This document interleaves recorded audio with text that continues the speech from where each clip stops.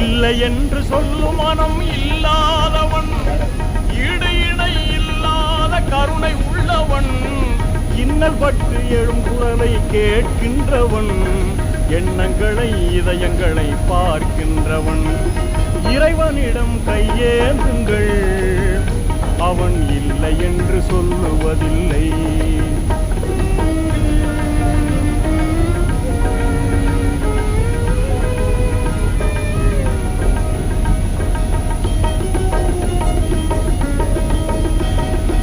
ஆசையுடன் கேட்பவர்க்கு அள்ளித் தருபவன், அல்லல் துன்பம் துயரங்களை கிள்ளி எறிபவன், பாசத்தோடு யாவரையும் பார்க்கின்றவன், பாவங்களை பார்வையினால் மாய்க்கின்றவன்.